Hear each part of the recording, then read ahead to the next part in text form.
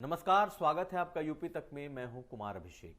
आज बात बीजेपी में शामिल हुए समाजवादी पार्टी के विधायक सुभाष पासी की। सुभाष पासी सैदपुर गाजीपुर के जिले के सैदपुर विधानसभा क्षेत्र से विधायक हैं और आज उन्होंने समाजवादी पार्टी में रहते रहते भाजपा की सदस्यता ले ली। दलित जाति से आते हैं और उस इलाके के कई सीटों पर इनका अच्छा प्रभाव माना जाता है।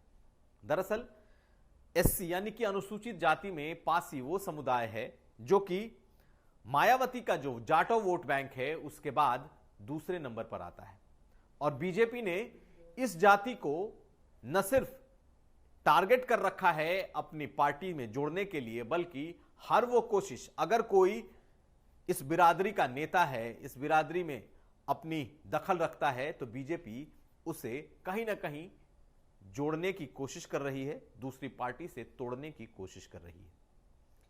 और जिस तरीके से ओम प्रकाश राजभर ने पिछले दिनों बीजेपी का साथ छोड़ा है, या यूं कहें समाजवादी का पार्टी का दामन थामा है अपने गठबंधन के लिए, उसके बाद से बीजेपी का ये एक स्ट्राइक जैसा है, क्योंकि गाजीपुर इलाके की कई सीटें, जिसमें सैदपुर, जखनिया, जंगीपुर, जहूराबाद, जमनिया और मोहम्मदाबाद, ये वो ऐसी सीटें हैं जहां पर पिछड़ी, अति पिछड़ी और दलितों का वोट बेहद अहम है। कहीं ना कहीं ओम प्रकाश राजभर के सपा में जाने के बाद काउंटर रिएक्शन के तौर पर बीजेपी को यह बड़ा कैच हाथ लगा है और बीजेपी को लगता है कि वो राजभर वोटों की भरपाई सुभाष पासी जैसे नेताओं के वोट बैंक से कर सकते। अब सुभाष पासी का बैकग्राउंड भी समझ लीजिए। सुभाष पासी 2007 में जब आए थे, फिल्मी बैकग्राउंड से आए थे।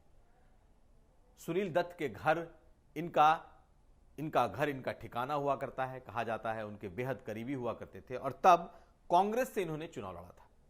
आज जब वो मंच पर आए और बीजेपी के प्रदेश अध्यक्ष के साथ उन्होंने ज्वाइनिंग की, तो मुंबई के ही कृपा शंकर सिंह, जो कि कभी महाराष्ट्र में उत्तर भारतीयों का चेहरा हुआ करते थे, आजकल बीजेपी में हैं, उनके साथ और दिनेश लाल निरहुआ के साथ उन्होंने आज बीजेपी ज्वाइन की।